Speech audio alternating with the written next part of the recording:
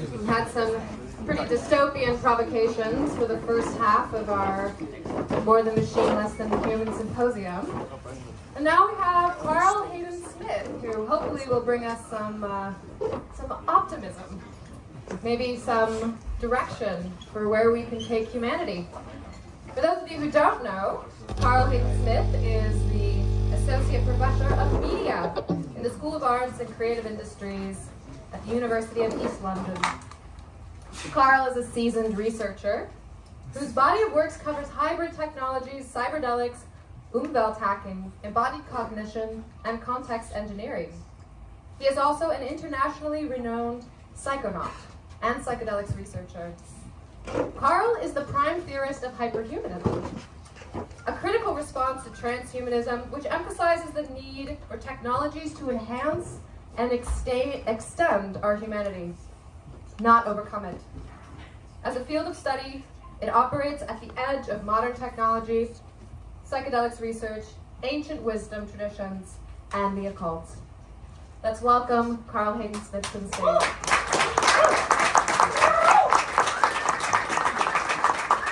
Thank you, Hayden. Thank you so much. And I'll start with this. Love you too. So I think we're discovering that media itself is becoming synthetic rapidly, and therefore reality follows, right? Our media dictates our perception, our being in the world. So what are we going to do about it? What are our choices? And I'm in a very interesting position now as a professor of media, ironically, and it's both sort of terrifying, haunting, but also I'm trying to find the optimism in the world of this new age. But when you ask young people what is it they would rather give up, their smartphones or their sense of smell, guess what they'd rather give up? Their sense of smell. So once you lose your sense of smell, you very quickly lose your sense of taste, and then your sense of reality.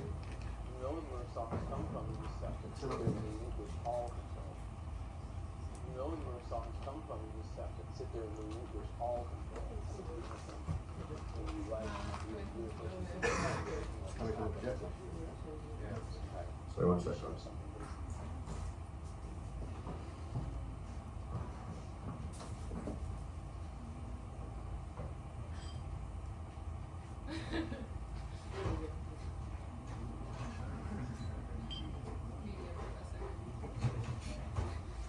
The process. Who knows where songs come from? You just have to sit there and relinquish all control. I think people think when you write and you create, you're the person in control and you're making all this happen as if you're, some kind of magician or something, but it's not really that. You sit there and you become an antenna and you just let things happen through you. And the more you let it happen, the more you relinquish control, I think the more beautiful it is. So hopefully a lot of you still agree with that we are channels, that it's about the subconscious, it's about what we are channeling. And I think that we had a great debate on Philosophy Portal, where one of our colleagues is using ChatGPT to write his PhD, and he's unashamedly using it because he thinks we're the undead, that the human project's over, maybe it never started. I'm with him on that, but I think the key thing is that we've got these tools, but how do we use them that enables us to still remain sovereign and have agency? And I think it's about getting into this unconscious awareness. So much of our talents, if you have writer's block and you use some sort of stimulant like they do in Oxford and Cambridge, everyone's on Adderall or Ritalin. But the point being is that your work may suffer. Maybe the writer's block is when you're doing all the work, all this powerful work that you're not actually having access to, but the work, once you actually get access to it, is much richer. And we only experience 1% of the visual spectrum and 1% of the auditory spectrum. So how do we access more of that? And I've done a whole TEDx talk about this idea of being locked in during the pandemic. I think we're locked in multiple ways, right? In terms of our own perception. When we look at ourselves in the mirror, we're not seeing ourselves. Other people see us as we are, but in the mirror, your image is reversed back to front. And then you're also not seeing yourselves in images or not seeing anything. In image media, all of our image media is constructed using spatial constraints and constructions from the Renaissance, mainly linear perspective. We don't see in linear perspective, we see in curvilinear perspective. So you could argue all of our images are fundamentally flawed. Then obviously in our social media we have all this warping of what we look like, even in terms of how we look in mirrors. I remember going into a pub last Christmas and looking at myself in the mirror thinking, Jesus, do I look that bad? And I had to go to the pub next door to check if it was the mirror or if it was reality. And sure enough, it was the mirror. So now we're all locked into these very small real estates with our phones. And during the pandemic, we're very much locked into a lack of optic flow. So optic flow is your movement through space, things passing in your peripheral vision. And how many of us are like stuck as goldfish, losing our will to live, let alone our creative ability. So how can technology help us break out of this?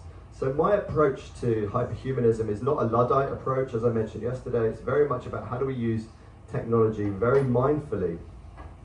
And Nietzsche's got a lot to say about this locked-in problem as well. What does man actually know about himself? Is he indeed ever able to perceive himself completely?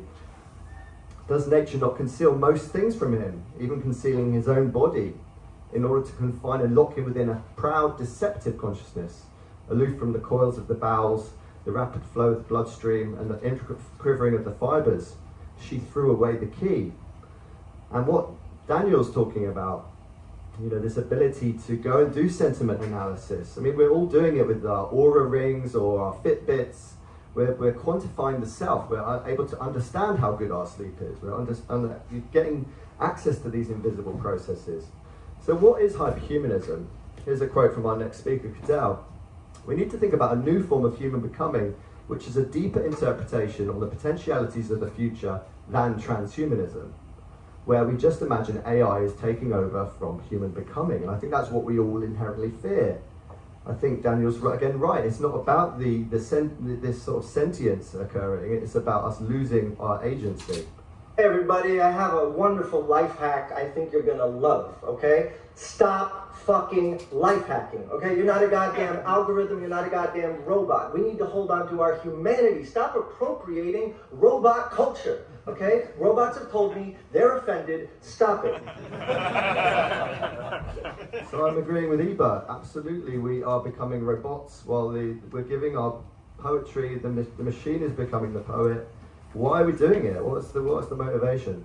So humans are not evolutionarily equipped to deal with the level of complexity that the rapid rise in disruptive technology is creating. Design or be designed is the new mantra. That's ontological design or context engineering.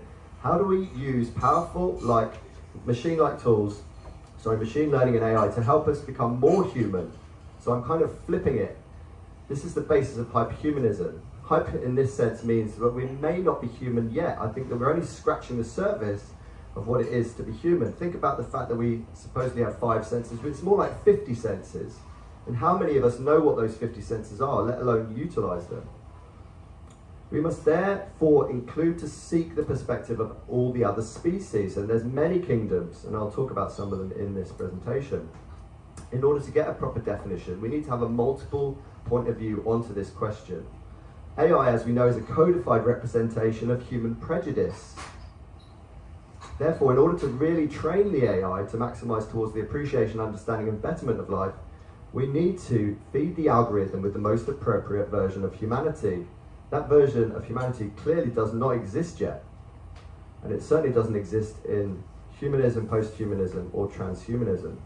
So let's be very careful about what we're uploading to the machine. If you're going to use AI, make sure you download your own local copy. Don't give away your life to the machine. Don't feed the egregore. So this is where humanism got it wrong, right? Put us at the top, the apex creature. Whereas we're much more like this, in this nested ecology.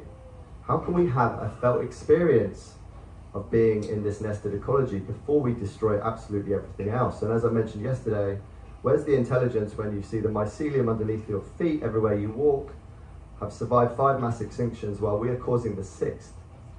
What's the intelligence? Where is the intelligence? So this was me talking back to back with Ray Kurzweil, who's the kind of beginning of transhumanism. He's one of the sort of the flag wavers. And I'm there in 2019 talking about hyperhumanism, trying to counter this position. I think we all desperately need a counterpoint to transhumanism, which everyone thinks is inevitable. So hyperhumanism examines how technology can help us to transform the human condition. Transhumanism requires us to become dependent on technology, which subverts our ability to develop the skills for ourselves. So think about when you were cycling a bicycle. You may have had stabilizers on your bike for a few months to learn that skill, but then you remove the stabilizers. You don't keep the stabilizers on. I think that's how we need to use technology, as maybe developing a new skill, but you then build that with your own ability. In contrast, hyperhumanism uses technology as a catalyst for developing our own innate human abilities, and I think there are many that we have not discovered yet. So we know that our mental health can be improved by the physical world. We need to be embodied. I think embodiment is crucial in hyperhumanism. You've got Jamie Will talking about hedonic engineering, and it's this idea of stacking these different techniques to get these different recipes for consciousness augmentation. We know consciousness is programmable, but what are you going to do with it? What is your point of doing all of these different hacks? What is the, reaching these peak states? I'm much more interested in altered traits than altered states. I think we're just like constantly chasing our tails, trying to reach that next transcendent experience without ever integrating what we've learned. So how can we map out and look at all these different hyperhuman techniques and technologies? And they include very unusual things like astral bathing, peripheral vision exercises. You can do peripheral vision exercise now, so stop looking directly at the screen, just defocus and look into your whole 180-degree field of view.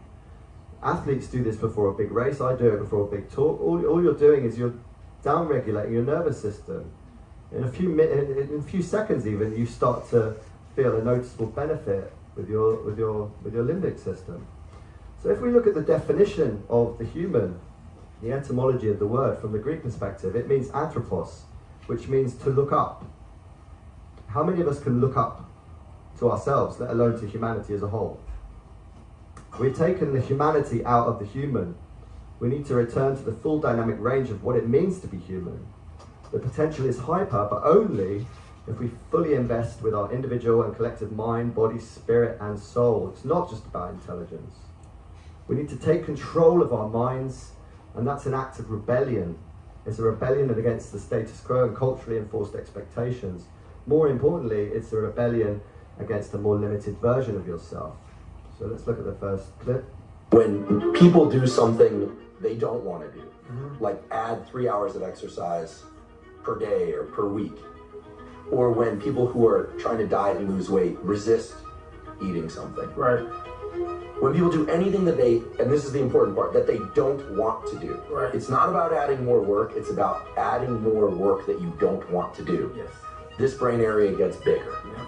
And the anterior mid-cingulate cortex is smaller in obese people. It gets bigger when they diet. It's larger in athletes. It's especially large or grows larger in people that see themselves as challenged and overcome some challenge. Scientists are starting to think of the anterior mid-cingulate cortex not just as one of the seats of willpower, Right. but perhaps actually the seat of the will to live. See, now we're talking. So I think it is about that. It's about your willpower, and we're all children. We're all like using technologies to stop us using technology. I don't know how many of you've got some sort of dumb phone, or you've reverted to an ability to not use your phone. I mean, I'm thinking that this is where we're at, right? We're having to restrict ourselves from our addictions. But I think that Huberman's onto something there. It's about doing something you don't want to do. So if you're doing ice baths and you start enjoying them, it doesn't work. You have to stop. The challenge is critical. And as Ebert says, if we view our lives as narratives, we need challenges. We need obstacles. Crucial.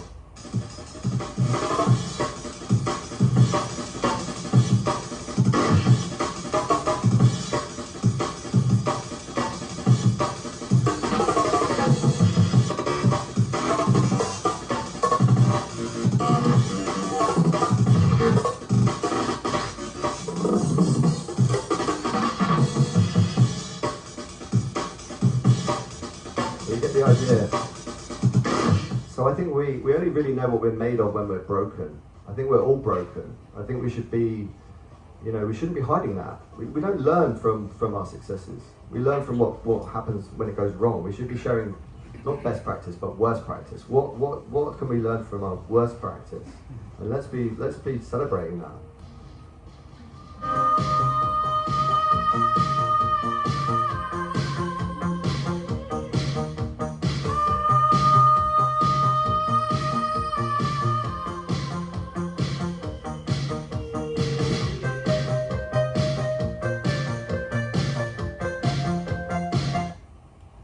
So this young boy has got autism, and a lot of the things that we see as disabilities may also have abilities. They may also give us abilities. And I know from doing a lot of work and research into epilepsy that when in the Middle Ages, if you were epileptic, you were considered one of the chosen ones. That it was something that was gifted. Now we see it as something to be medicated, and I think that's again something that we need to reframe. In my old university, if you weren't dyslexic, you weren't allowed in, because there's a huge link between dyslexia and creativity. So we need to reframe some of these conventions. It's about unlearning. How many of you have seen Zone of Interest? So I highly recommend everyone watch this film by Jonathan Glazer. It's an extraordinary film about the Holocaust, and Hess, the SS officer, is the main feature of the film, and it's his family living alongside the wiping out of the Polish Jews, and you're seeing this mundane life play out as these people are decimated, and you can hear the screaming in the background as they're trying to just live their lives in the most mundane way. And it strikes me that this is somehow part of the human condition, that the victim becomes the abuser. We know that if you're abused as a child, you tend to become an abuser. So how do we break that cycle? We cannot perpetrate what has been done to us. This is the hyperhuman focus. And remember, when I talk about hyperhumanism, I'm talking about a North Star. I'm not saying any of this is easy, and it shouldn't be easy. This is Alan Moore. We're heading for a radical revision where you could say we are heading towards an apocalypse. And we've already heard about the apocalypse being revelation. It means revelation, a new way of looking at things, something that completely radicalizes all of our notions about ourselves. As a species, we are approaching a phase transition. I don't quite know what that means on a human level, and that's what I'm really trying to explore. But I just think that there's so much in reality that is just extraordinary. We don't need screens. We don't need to be completely stuck inside this machine. We need to realize that we need to heal from healing. There's a fantastic Instagram group where we can see that there's every second person on Instagram is a wellness practitioner now, and there's so much pseudoscience in this space. So how can we heal from healing? And this is my answer. I want you to take your darkest experiences, the shit that almost broke you, and turn it into glittering fucking life force energy. I want you to take your deepest pains and torments and turn them into beautiful, radiant healing for yourself and the world around you. Okay. Let's unlearn all these conventions, all these things we've been told. And I think we don't know what humans can do.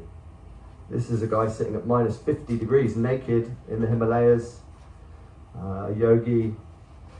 So we don't know what our potentials are. We're cut off. We're living in this digital distance, as Zizek says, and this digital distance will be the end of us. It's the indigenous that will survive. If you don't know how to forage, you don't know how to hunt, what are you going to do when the electricity goes off? And it may well go off with any kind of solar flare. So let's test the limits of what it is to be human while we still have our humanity. I think it's a jackpot win to be human. Let's not just constantly try and escape this 1,000 months experience. That's all we get. If you're lucky, it's 83 years. How many parties have you got left? When we draw, when we paint, when we use our hands, we immortalize the gods and goddesses of the imaginal. We notice new things, little details, gain a deeper perspective. The etheric becomes tangible. New wisdom blossoms. And this would be my take on a lot of the AI from Richard Stott here. For me, the compelling aspect of a piece of art is its embodiment as an object in the world, a physical sacred artifact of an inner soul experience. That's what seems missing from AI images. So in my own creative practice, I will undertake a trance journey and then invite the energies I encounter to flow through me into the 3D world. In the process of moving my body and wrestling with the medium, paint, pigments, clay, etc., whilst always being an imperfect translation of the transcendent experience, still somehow embodies the energy of that soul encounter in physical matter. This is a multi-sensory haptic process involving touch, texture, viscosity, smell, and so on, rather than an interaction with a smooth, sterile screen. How many of you journal? Maybe a third of you. I highly recommend journaling. I think it's an incredible superpower that gives you this ability to jump out of point of view and into field of view. To gain perspective. I think I lose perspective twice a day, but I've written a diary for 35 years, every single day, just 5 minutes a day. And it's an extraordinary way of revealing the spiral. Life is not linear. You think it's continuous progress, it's certainly not. We continue to see these patterns emerge in this spiral, continually coming back to things you thought you understood with deeper truths. So I think this is a fantastic definition of hyperhumanism. Joseph Campbell has that quote that you will know what gods a culture worships by looking at its horizon. Like, what are the tallest structures on the horizon? You know, so we obviously worship leisure, comfort, banks, corporations. We have no multi-generational structures on our horizon that has been made in our lifetime. Cathedral consciousness is a culture developing a set of stories that allows them to create a cathedral. The average cathedral took 300 years to create. The pyramids took cathedral consciousness to create. It was not done in one lifetime. The thing that I think is so mystifying, the type of story required from a culture to do this type of project is so foreign to us that we have to elicit the intervention of aliens. That's how wounded we are. That's how wounded our culture is at trying to understand like what it would take for a group of people to work on something for multiple generations. I think all of our psyches need, in order to fully flourish, we need to feel like we're contributing to a multi-generational public project that's for the good of all people. Bang. So, as Leonardo maybe said, the principles for the development of a complete mind: study the science of art, study the art of science, develop your senses, especially how you learn to see. And I would also add here, deep listening is something we really need. Realize that everything connects to everything else. There are finite games and there are infinite games. Finite games are played to be brought to an end, and the winner is often given a title, and there's prestige and things like that. Infinite games are played so that play will continue. Almost everything that we do in our culture, we are unconsciously playing finite games as finite players. The thing that he hints at, the last thing he says is, there is only one infinite game. The infinite game is the infinite game of life. It's that there is, and that whatever is seems to be playing with itself in a way that continues the game. There are not two infinite players. There's one infinite player playing the infinite game. From this model, that's as close as you can linguistically get to the thing. So absolutely, let's play infinite games. And I think we need to embrace death. You know, what can we learn from the death cults of old, from the mystery schools of ancient Greece? I think it's important that we understand that maybe it's not an ending, but actually an expansion of consciousness. Heaven and hell are within us, and all the gods are within us.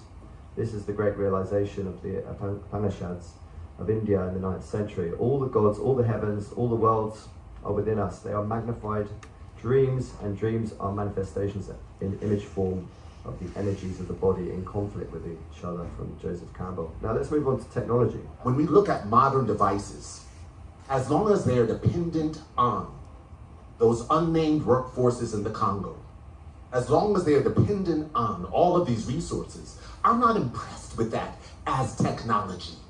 Because technology is supposed to move us forward. Hear, hear. Transhumanism, as I mentioned, is already here. We're already cyborgs, you know, and I don't think there's any denying that. We're all addicts to our devices. Hyperhuman, as I've mentioned, is the intergenerational North Star.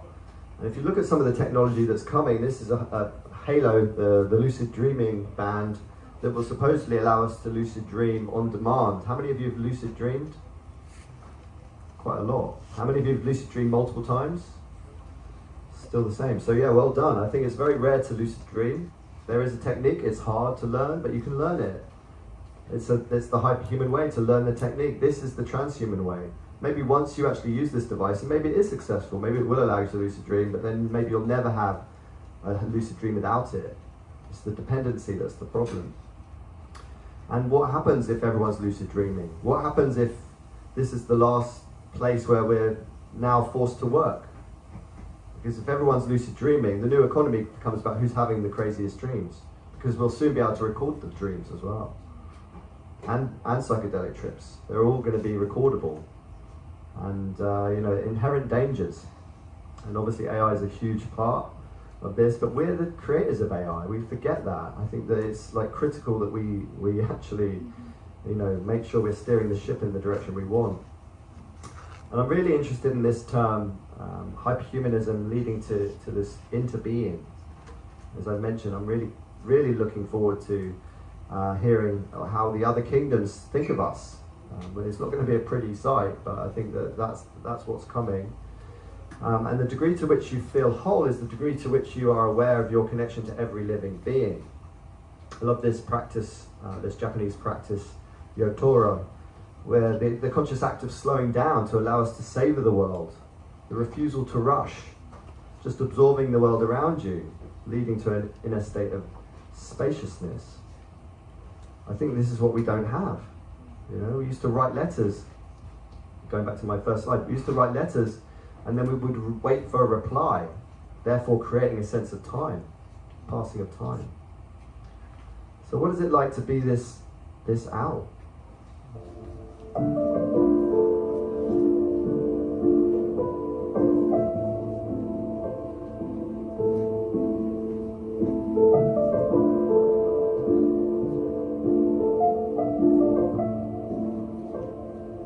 Just imagine getting in the Umwelt. So who's heard of the term Umwelt? So Umwelt is your sensorial system. Every species has its own sensorial system, its own way of experiencing the same world. This is an ant. Just imagine like getting inside the consciousness of this ant or this creature.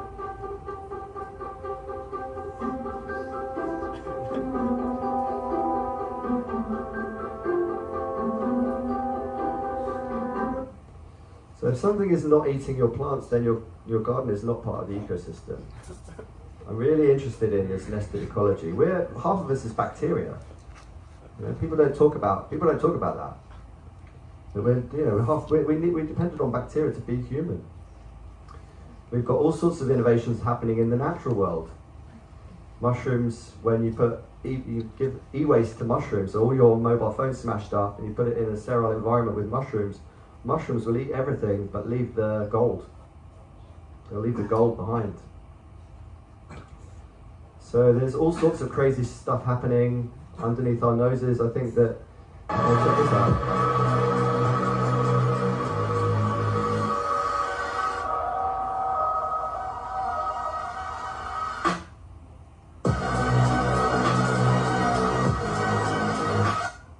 So hibernation.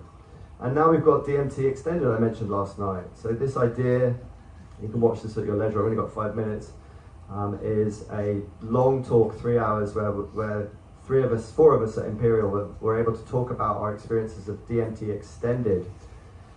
It's an extraordinary conversation because we suddenly all had these psi abilities, whether it's precognition, whether it was telepathy, synchronicities abound. The next frontier, as I mentioned, DMT Island, it's not a joke, it's actually happening in the Caribbean. We're going to be having a legal license to administer DMT. You can apply, and what my role is head of context engineering. So how do we create the perfect pre-context and post-context? And there's all sorts of things that we can use. This is Ricky's Plank experience, which is basically a Oculus game.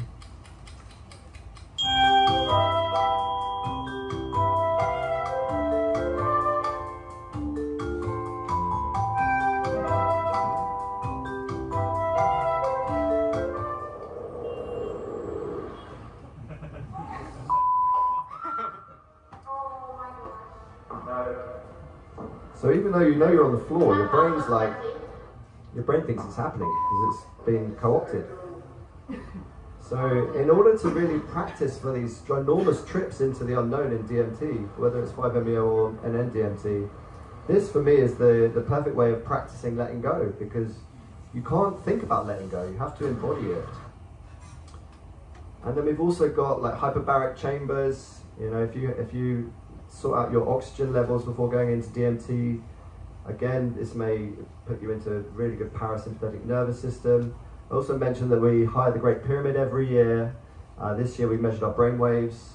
This is a measurement of Carl's brain waves, and as you can see, his delta is way higher than anything else, suggesting that he should be asleep. So the architecture seems to put you into a sleep-like state, a dreaming state. We're now able to start mapping these entities that we're experiencing. There's a whole book coming out of it on that subject. And so it's a fascinating realm, the DMT realm, where you seem to be inhabiting this parallel reality, whether it's the landscapes or the entities.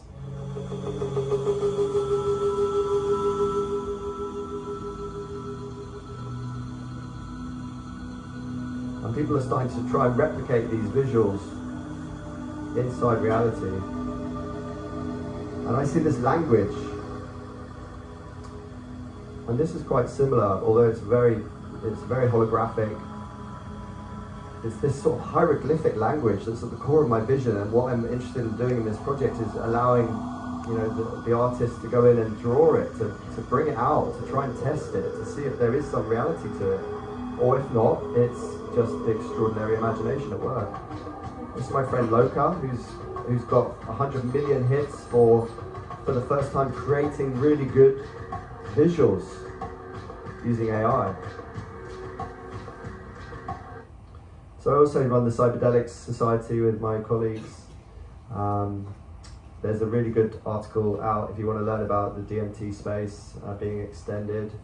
I think just to conclude, my real interest is, you know, that we have extraordinary abilities that we don't know anything about, and I think it's time for us to really explore them. There's a book coming out where again I talk about these experiences out in the summer. I'm also writing a book about holotechnica, which is when you start to stack these experiences. I'm also creating an institute for hyperhumanism. If you're interested in joining, please send me an email. And to conclude, I think what I'm talking about is the re-enchantment of life. I think a lot of us are very downtrodden and we think it's all over for us, but I think we're just at the beginning of the human project. And in order to fully flourish, we need to feel that we are contributing to a multi-generational public project that is good for all people. Let's not have these trigger warnings in theatre. I don't know if you've seen this in London. We're seeing that people are being warned in Shakespeare that there's a difficult scene coming up, so they're going to give you a warning about it before it even happens. I mean, Jesus Christ, you know, we're destroying theatre as a whole. The erasure of struggles is the struggle. You know, if we think about the Neuralink, you know, at the moment we've got our fingertips on everything. This is the problem. You've got a button to get me a girlfriend, get me a job, get me a holiday. There's not enough distance, and I think the key thing is that we need to build friction back in. We need the struggle. How do we have visceral felt experiences of the nested ecology? Is the revolutionary act living in lack? The technology in the future will probably not be used by the elites. You know, the most expensive resorts will have no internet. They won't need to be on the internet because they're in the actual world where we won't be able to afford to be. And I think still managing to show your humanity in the worst circumstances is crucial. Thank you so much.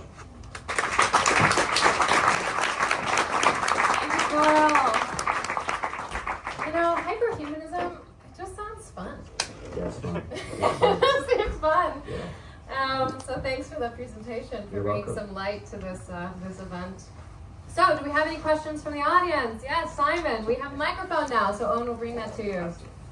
Fancy. I have two questions, but I'll start with one, I guess. How do you think, are there any parallels to like the myth of Sisyphus and hyperhumanism? Like, can you find like must imagine Sisyphus happy and a continuing project of hyperhumanism?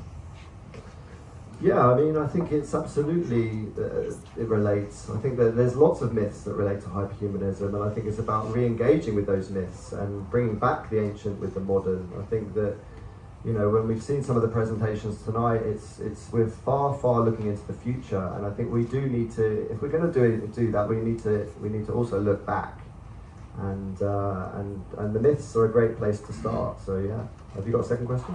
Yeah, I was just the part about experiencing the perspectives of other beings, other entities.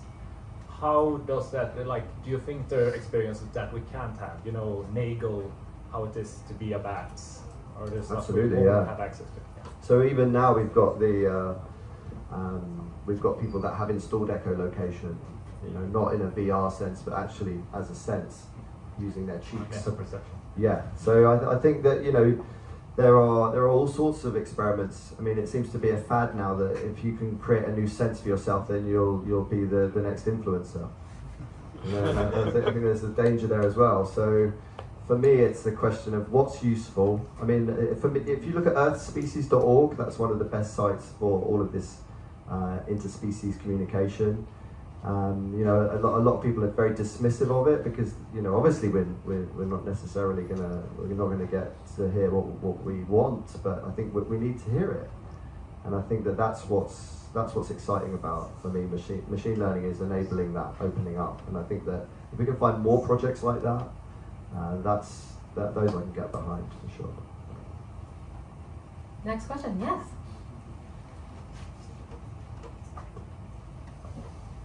Okay, so you were talking about growth through discomfort and doing things that we don't want to do.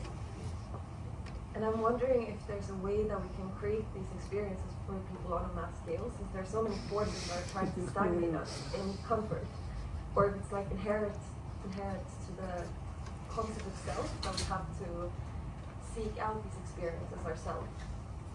So you're talking about boot camps, like mass scale? I love it. Yeah, let's do it. I mean, this is part of the project. I think I was at Borderland last year. I went to a talk, and it was a professor from Stockholm, a psychology professor, and his big thing was to give psychedelics to everyone. He says we need to have like Borderland camps, but psychedelics for everyone. I was like, are you insane? Of course you can't give psychedelics to everyone. You know, we're all on very different paths. I think that psychedelics are always going to be for the few, because of the legality problem, especially in this crazy country, but also, you know, because of the fact that people don't like they hate the loss of control. I think that there's many ways up the mountain, but the view's the same at the top. So whether you are using breath work, which in some ways is far more powerful than psychedelics, but there's a way. I think what I'm trying to do is document all of these different techniques to give people the challenge of creating a stack, to create an altered trait, to create lasting change, to not just constantly be seeking pleasure. It's the Tantra Sutra debate. It's getting balance, absolutely. And I think that we all inherently know that we need a balance. You know, there's a built-in mechanism with most drugs, apart from DMT, interestingly, where the tolerance comes in. If you abuse something, the tolerance kicks in, and then suddenly you're not getting anything out of it. That's genius design. So for me, let's make sure that we help each other, that we encourage each other through our struggles, and celebrate the struggle. You know, because we're here for 1,000 months. It's a very short period of time. We all get caught up in the fact that we're stuck in meat space, that it's some sort of purgatory. I think that we've got the jackpot win being human. All right. Hi. Have you been able to track the effects of the deep? Oh. Hey. So, have you been able to track the effects on the default mode network, especially on the DMT extended, Sure. and its positive impacts in that regard? So do you mean the question's around the default mode network? So most psychedelics turn down the volume of your brain chatter. Normally that brain chatter is telling you you're an idiot, you're a waste of space, which is super useful when it comes to everyday life. The reason why people, and Aldous Huxley talks about this holiday from the self once a month, is when you turn down the volume of the default mode network. And you're asking about DMT specifically? Yeah. So DMT is an interesting one because your ego is sort of intact. You know, you still can have this internal chatter. It's not so obliterating of the default mode network. And what's going to be super interesting is when we're able to extend the state and maybe spend, you know, a week inside the peak of the DMT experience. So a typical ayahuasca experience is 20% DMT. We're talking about 100% DMT. So for me, this is a challenge. This is an extraordinary challenge. But unlike people like Andrew Gallimore that thinks that we should just live inside that environment permanently, I think that's missing the point. I think that we are here to have a human experience. I think that if we are going to go in to these extreme landscapes, go in with a serious problem to solve, go in as a scientist or an artist or a musician, try and compose music in there. Try and fall asleep inside the DMT experience and see if you can dream the dream of DMT. That's my challenge. We have time for one more question, yeah? Who was it? Lady in the red. Babylon. I don't know if this is off topic.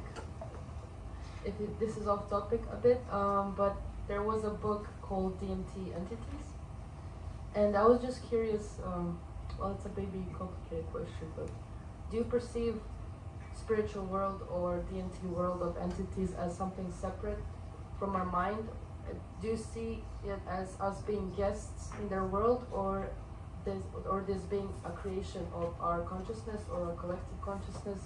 How do you explain that? How do you connect, you know, religious experience and just consciousness experience? Yeah, great question. I think the key thing is that I'm on the fence, and I hope I'm always on the fence. I hope I don't become dogmatic and say that this is what it is. As Daniel says, you know, we've got limits. It's all just personal opinion. I speak in metaphor a lot of the time, and I think a good example of my hunch that there's something to this in terms of these DMT entities maybe being your guides that take you across at death, because we know DMT is released at death. We know DMT is actually in the womb, where it arrives quite early on. So it's extraordinary substance, but when I was first given DMT in the scanner and had my brain scanned at Imperial College London, it's quite an extraordinary context, as you can imagine. It's not pleasant, it's extremely claustrophobic. And I kind of even forgot I was in there to take drugs.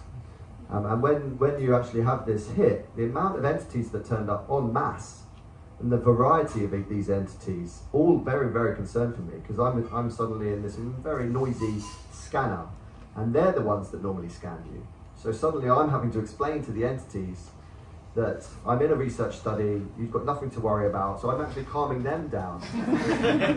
But they gave away the cosmic joke, which was like, you know, they showed me my immortality in a sort of visual way, and they're like, you know, please be aware you're in a human form right now, as if I'd forgotten. And you know, so it was really a case of like, I don't think they meant to give it away, but they were so shocked, and it's probably the first time it had happened, you know, in their experience. So yeah, I think there is something to it, but who knows? It's again another North Star to explore. Thank you. Thanks everyone. Thank you so much. Thank you for your